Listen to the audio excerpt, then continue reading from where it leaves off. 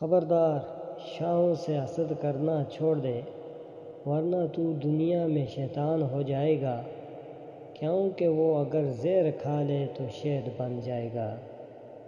تو میرا رہبر اور پیش رو ہے، راستہ میں نہ رک اور چپ نہ رہے۔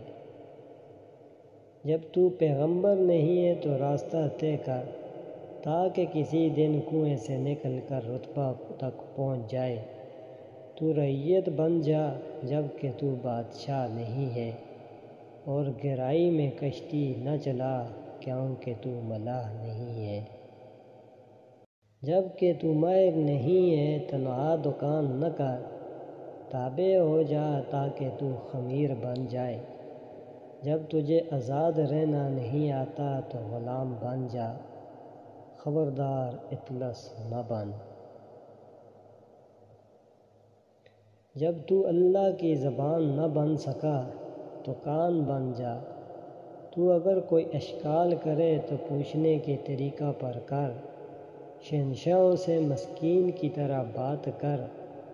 تکبر اور کینہ کی ابتدا خواہش نفسانی سے ہے، خواہش نفسانی تیری کا جماؤ عادت کی وجہ سے ہے۔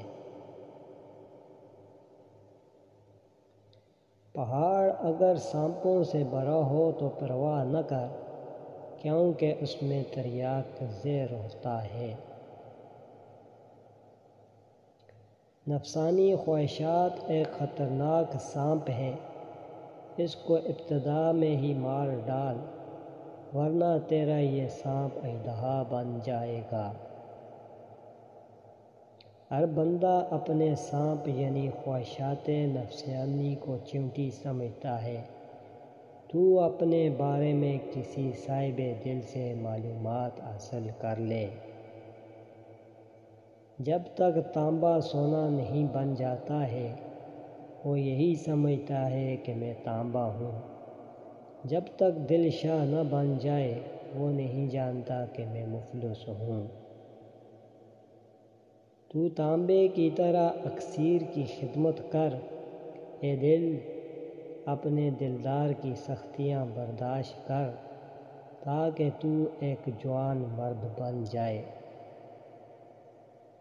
پاؤں کے انگوٹھے پر اور کانوں پر پسینہ آ جائے تو سمجھ جاؤ دولت ملنے والی ہے۔ اللہ کے خاص بندوں کی عیب جوئی سے باز آ جا، بادشاہ کو چوری پہ نہ لگا، ورنہ تو نہ چیزوں میں سے ناچیز بن جائے گا اور ہر ذلیل شیطان کا پیروکار بن جائے گا۔ اے بندے، گڈری اتار دے، گدڑی سے برہنہ ہو جا، تاکہ لوگوں کے شکوک تجھ سے رفع ہوں۔